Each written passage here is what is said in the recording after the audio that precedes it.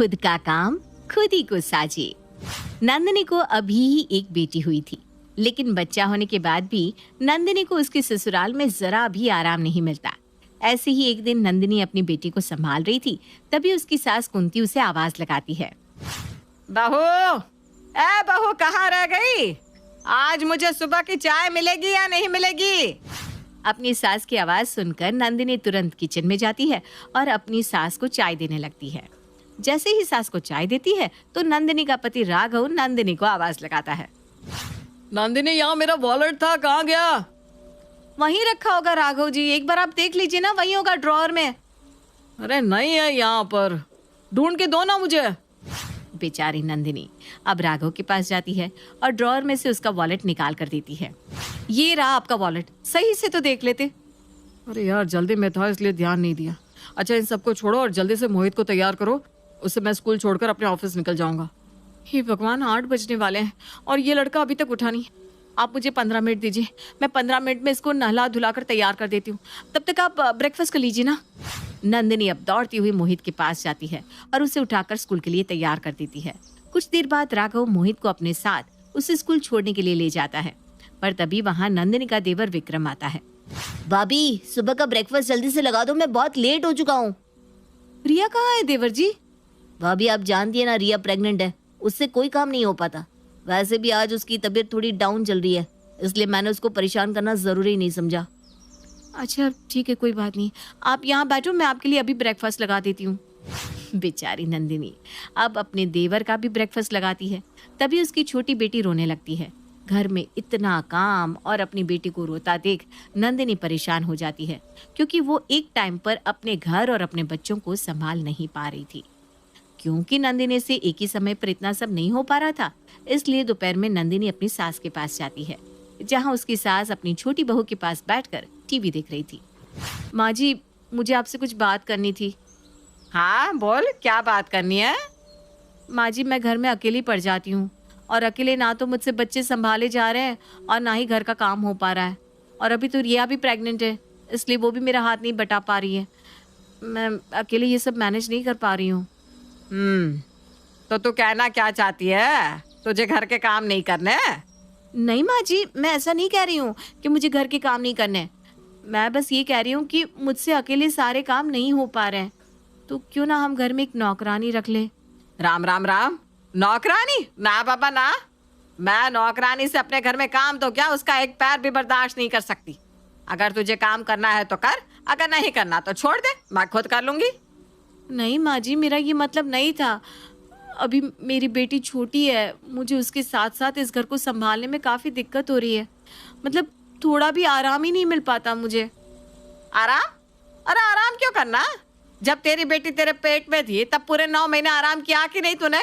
अब तेरी देवरानी की बारी है, अब वो पेट से है तो उसको भी तो आराम चाहिए। और तेरा तो बच्चा हो गया, वैसे भी बच्चा होने के बाद काम वाम करते रहना चाहिए ताकि शरीर फैल ना जाए। हाँ दीदी, माँ जी सही कह रही है, आपको काम करना चाहिए, क्योंकि जब तक आप काम नहीं करेंगी तब तक आप पतली कैसे होंगी। और वैसे भी नौकरानी रखने से अच्छा है खुद का काम खुद ही किया जाए। वो कहते हैं ना, खुद का काम खुद ही को साजे। अब भगवान जाने नौकरानी कहाँ कहाँ से आती है। रिया और कुंती की बात से साफ पता चल रहा था कि नंदिनी को आराम नहीं मिलने वाला, इसलिए नंदिनी उनके सामने कुछ नहीं बोलती और चुपचाप वहां से अपने कमरे में चली जाती है। क्योंकि नंदिनी काफी ज्यादा थक जाती है, इसलिए वो रात को जल्दी सो जाती थी। ऐसी ही एक रात राघव नंदिनी के पास आकर बैठता है। क्या हुआ नंदिनी, तुम्हारा चेहरा काफी उतरा हुआ है, तुम्हारी तबीयत तो ठीक है ना? हाँ, तबीयत तो ठीक है मेरी, लेकिन बहुत थक जाती हूँ। मुझे खुद के लिए ज़रा सा भी समय नहीं मिल पा रहा है राघव जी। मैंने माँ से नौकरानी रखने की बात कही तो उन्होंने साफ मना कर दिया। आप तो मेरी बात सुनिए, मतलब मैं चाहती हूँ कि कोई समझे ना समझे, लेकिन आप तो मुझे समझिए। मैं खुद को ज़रा भी समय नहीं दे पा रही हूँ। बच्चा, घर, परिवार, इन सब में उलझ कर रह गई हूँ। बहुत थक जाती हूँ राघव जी। प्लीज़ माँ जी से बात कीजिए ना इस घर में नौकरानी रखने के लिए। नंदिनी, तुम्हें पता है ना, इस घर में सिर्फ माँ की चलती है। मैं जानती हूँ राघव जी, लेकिन आप भी तो इस घर के बड़े बेटे हैं। अगर आप माँ जी से बात करेंगे तो वो आपकी ज़रूर सुनेगी। एक बार आप मेरे लिए बात तो कीजिए। नहीं नंदिनी, मैं माँ से बात नहीं कर सकता, क्योंकि तुम जानती हो माँ किसी की नहीं सुनेगी, और इस घर में माँ की ही चलती है। माँ अपने आगे किसी के चलने ही नहीं देती। इसमें मैं तुम्हारी कोई मदद नहीं कर सकता नंदिनी। राघव के मुंह से ऐसी बात सुनकर नंदिनी निराश हो जाती है और चुपचाप सो जाती है। समय यूं ही गुजरता है और गुजरते समय के साथ नंदिनी अपने घर में काफी थक जाती है। घर के काम और बच्चों से परेशान नंदिनी अपनी माँ को फोन करती है और अपनी माँ से सारी बात शेयर करती है। ये जानने के बाद नंदिनी का भाई वरुण गुस्से में नंदिनी से कहता है, तू पागल हो गई है क्या? अभी कुछ महीने पहले तेरी डिलीवरी हुई है और तू आराम करने की जगह इतना काम कर रही है। तू अपनी सास को बोल ला कि घर में एक नौकरानी रख ले। भैया मैंने माँ जी को कहा था, लेकिन उन्होंने मेरी बात ही नहीं सुनी। ठीक है, अगर उन्होंने तेरी बात नहीं सुनी तो अब तू उस घर में एक पल नहीं रहेगी। मैं आ रहा हूँ तुझे लेने के लिए। नंदिनी को आराम चाहिए था, इसलिए वो भी वरुण के खिलाफ नहीं जाती और उसे अपने घर बुला लेती है। वरुण जब घर आता है तो वरुण को देखते ही कुंती कहती है, अरे वरुण बेटा, तुम यहाँ कब आए? कैसे आना हुआ आज तुम्हारा? बस अपनी बहन को देखने आया था, लेकिन अपनी बहन को देखकर ये लग रहा है कि मेरी बहन इस घर की बहू नहीं बल्कि नौकरानी है, नौकरानी। अरे क्या हालत कर दी आप लोगों ने इसकी। अरे बेटा, घर की बहू है तो घर की जिम्मेदारी तो लेनी पड़ेगी ना इसे। और वैसे भी ये इसी का घर है, खुद के घर में काम करने से कोई नौकरानी थोड़ी ना बन जाता है। आंटी जी, आपकी बात बिल्कुल सही है, लेकिन आपको भी तो सोचना चाहिए ना कि मेरी बहन अकेले इतना सारा काम कैसे करेगी। अरे ठीक है, मैं मानता हूँ कि मेरी बहन को इस घर का काम करना है, लेकिन उसकी मदद के लिए आप एक नौकरानी भी तो रख सकती है, जैसे हम लोगों ने एक नौकरानी को रखा हुआ है। तुम लोगों ने नौकरानी रखी है, अच्छी बात है, लेकिन मैं अपने घर में नौकरानी नहीं रखूंगी। अरे पता नहीं कहाँ कहाँ से आते हैं वो लोग, कैसे रहते हैं कैसे नहीं रहते, और वो मेरे घर आकर सीधा मेरे किचन में घुसेगी, मेरे घर के सामानों को हाथ लगाएगी। ना बाबा ना, मेरे बस की नहीं है किसी नौकरानी के हाथ का खाना खाना या उसके हाथों घर की सफाई करवाना। आंटी जी, पर इसमें मेरी बहन को तो रिलैक्स मिलेगा ना। अब थोड़ा उसके बारे में तो सोचिए। तेरी बहन के बारे में सोचा है इसीलिए कह रही हूँ, इस घर में नौकरानी नहीं आएगी। अगर तेरी बहन को कुछ दिन आराम चाहिए तो वो अपने मायके जा सकती है। कुंती की बात सुनकर वरुण अपनी बहन को अपने घर ले जाने लगता है। जाते वक्त कहता है, आंटी जी, मेरी बहन को रेस्ट चाहिए और मेरी बहन को उसके मायके में ही पूरी तरह रेस्ट मिलेगा। पर हाँ, आप भी एक बात कान खोलकर सुन लीजिए, मेरी बहन अब यहाँ तब तक नहीं आएगी जब तक आप लोगों को अपनी गलती का एहसास ना हो जाए। हाँ हाँ, कोई बात नहीं। और जब तुम्हें ये एहसास हो जाए कि तुम्हारी बहन को अपने ससुराल में होना चाहिए तो तुम खुद उसे यहाँ छोड़ जाना, ठीक है? मेरी बहन अब इस घर में तब तक नहीं आएगी जब तक इस घर को उसकी कदर ना हो जाए। इतना बोलकर वरुण अपनी बहन को वहां से अपने घर ले जाता है। वहीं कुछ ही दिनों में रिया की भी डिलीवरी हो जाती है। डिलीवरी होने के बाद रिया भी अब घर में अकेली पड़ चुकी थी।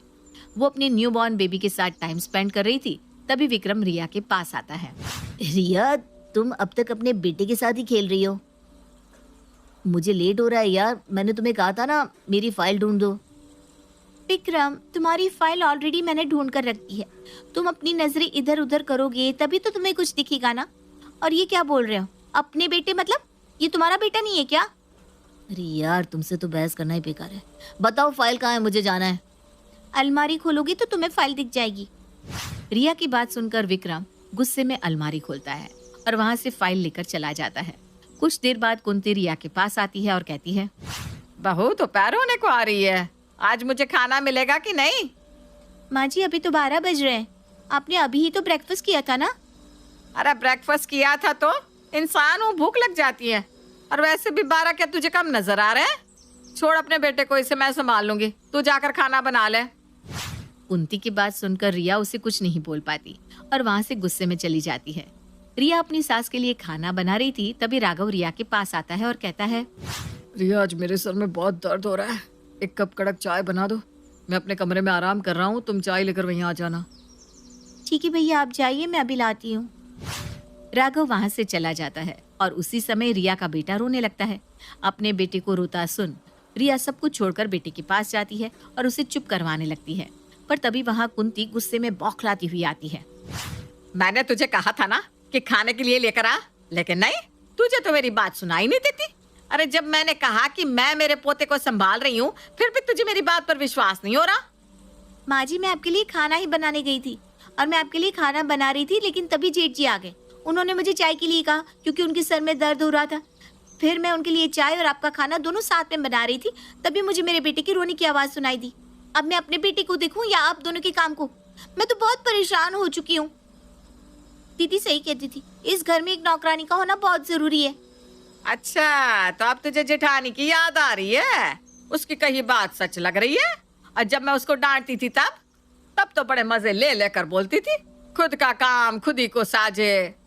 हाँ मैं बोलती थी, लेकिन मुझे ये एहसास नहीं था ना कि अकेले कितना भारी पड़ जाता है। अरे मुझे पता होता तो शायद मैं उनका ही सपोर्ट करती। और दीदी का कहना गलत नहीं है, वो सही कह रही थी। इस घर में एक नौकरानी का होना बहुत जरूरी है। कम से कम वो इस घर के कामों में हाथ तो बटा दी थी। रिया गुस्से में अपने बेटे को गोद में लेती है और किचन में चली जाती है। कुछ देर बाद वो अपनी सास को खाना भी देती है और अपने जेठ को चाय भी। रिया गुस्से में मुंह फुलाकर अपने कमरे में बैठी होती है। शाम को जब विक्रम आता है तो रिया विक्रम से कहती है, विक्रम, इस घर में एक नौकरानी का होना बहुत जरूरी है। नंदिनी दीदी बिल्कुल सही कहती थी, अकेले घर को संभाल पाना बहुत मुश्किल है। मेरे पास तो सिर्फ एक बच्चा है, लेकिन उनके पास तो दो बच्चे थे। ऊपर से वो इस घर को इतने अच्छे से मैनेज करती थी। देखो विक्रम, मुझसे अकेले काम नहीं होता, मैं बहुत थक जाती हूँ। प्लीज माँ जी को बोलो ना, वो इस घर में एक नौकरानी रख ले। रिया, मैं तुम्हारी बात समझ रहा हूँ, लेकिन तुम खुद सोचो, जब भैया भाभी के लिए कुछ नहीं कर पाए तो मैं तुम्हारे लिए कैसे कुछ कर लूँ? जब बड़े भाई ने माँ को कुछ नहीं कहा तो मैं माँ से कैसे जुबान लड़ा सकता हूँ? ठीक है, कोई बात नहीं। जैसे दीदी इस घर से गई है, लगता है वैसे ही मुझे भी आराम करने के लिए मायके जाना होगा। विक्रम, मैं कल अपने मायके जा रही हूँ। माँ जी से ये बात कह देना कि माँ जी जब अपने विचार बदल ले तब मैं वापस आ जाऊंगी। इतना बोलकर रिया सोने के लिए चली जाती है और अगले दिन वो भी अपना सामान पैक करके मायके जाने लगती है। पर तभी उसकी सास उसे रोकते हुए कहती है, अरे बहू, सुबह सुबह अपना बैग पैक करके कहाँ जा रही है तू? माँ जी, मैं अपने मायके जा रही हूँ। मैं यहाँ बहुत थक गई हूँ। मैं ना तो खुद को समय दे पाती हूँ, ना ही विक्रम जी को, और ना ही अपने बच्चे के लिए समय निकाल पाती हूँ। मैं इस घर के कामों में इतनी उलझ गई हूँ कि मैंने खुद को ही खो दिया है। इसलिए मैं कुछ दिनों के लिए अपने मायके जा रही हूँ। अच्छा, तो तुझे भी अपनी जेठानी के जैसे भूत चढ़ गया है आराम का। ठीक है, जा, मैं तुझे रोकूंगी नहीं। अरे मैं अपने घर को खुद संभाल सकती हूँ। तुम दोनों के आने से पहले भी संभालती थी ना अपने घर को, आगे भी संभालूंगी। रिया अपनी सास की बातों का कोई जवाब नहीं देती और वहां से चली जाती है। समय गुजरता है और गुजरते समय के साथ कुंती अपने घर को अकेले संभालने लगती है। कुंती किचन में खाना बना रही थी, तभी विक्रम अपनी माँ को आवाज लगाता है, माँ, कल रात को ही आपने कपड़े प्रेस किए थे और अभी ये प्रेस किसने तोड़ दी? अब मैं क्या पहन कर जाऊं? अरे तो क्या हो गया, कोई और कपड़े पहन ले। जरूरी है क्या यही पहनना है तुझे? माँ, आज मेरे ऑफिस में मीटिंग है और मीटिंग में मैं कैजुअल ड्रेस पहनकर नहीं जा सकता। मुझे ऑफिशियली रहना पड़ता है यार। अच्छा ठीक है, गुस्सा मत कर। मैं अभी तेरे कपड़े को दोबारा प्रेस कर देती हूँ। हो सकता है मुझसे ही खराब हो गए हो। कुंती की बात का जवाब विक्रम नहीं देता और नहाने के लिए चला जाता है। वहीं कुंती विक्रम के कपड़े प्रेस कर देती है। उसी समय राघव कुंती के पास आकर कहता है, माँ, अब तक ब्रेकफास्ट नहीं बना, टाइम देख रही हो आप? अगर ऐसे ही लेट करती रहोगी तो मैं तो पहुंच गया ऑफिस और कर लिया ऑफिस में काम। अरे राघव, इतना गुस्सा क्यों कर रहा है? मैं विक्रम के कपड़े प्रेस करने लग गई थी, वरना मैं ब्रेकफास्ट बना देती। थोड़ी देर रुक जा, अभी बना कर लाती हूँ। नहीं, रहने दो माँ, मैं बाहर से कुछ खा लूंगा। वैसे ही मुझे बहुत लेट हो चुका है आज।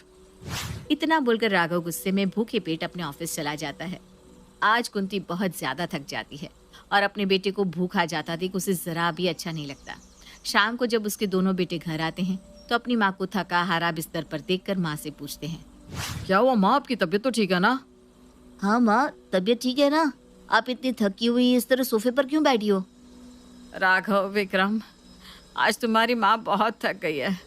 पहले मैं इस घर को कितने अच्छे से संभाल कर रखती थी, लेकिन बहू के आने से मेरी आदत छूट गई और अब उम्र होने की वजह से मुझसे कोई काम भी नहीं हो पा रहा। पर माँ, इस घर में जो काम करती थी, जिसने इस घर को संभाला हुआ था, आपके प्रेशर की वजह से वो इस घर को छोड़कर चली गई। उन्होंने आपसे मांगा ही क्या था? मदद के लिए एक नौकरानी। अगर आप मदद के लिए एक नौकरानी रख देती तो शायद ना तो आज नंदिनी जाती और ना ही रिया। भैया बिल्कुल सही कह रहे हैं माँ, आप तो बस हम दोनों में ही उलझ गई। जरा सोचो, उनके पास तो उनका बच्चा भी था, हम भी थे, आप भी थे, और इस घर की जिम्मेदारी भी थी। वो लोग किस तरह मैनेज करती होंगी? तुम दोनों सही कह रहे हो बेटा। आज मुझे एहसास हो रहा है कि मेरी बहू को कितनी दिक्कतों का सामना करना पड़ता होगा और वो क्यों गुस्से में यहाँ से चली गई। पर कोई बात नहीं, अगर मेरी दोनों बहुएं मेरी वजह से इस घर को छोड़कर गई हैं तो मैं भी उन दोनों को दोबारा इस घर में लेकर आऊंगी। इतना बोलकर कुंती अपनी बड़ी बहू नंदिनी के घर जाती है और उससे माफी मांगकर उसे घर ले आती है। और ठीक वैसा ही वो रिया के साथ भी करती है। अपनी सास को माफी मांगता देख कुंती की दोनों बहू उसे माफ कर देती है और एक बार फिर वो तीनों मिलकर घर को संभालती है। इस बार अब ना तो उन्हें नौकरानी की जरूरत पड़ी और ना ही किसी की हेल्प की, क्योंकि वो तीनों ही एक दूसरे की मदद करने में पीछे नहीं हटते। इस तरह एक बार फिर नंदिनी का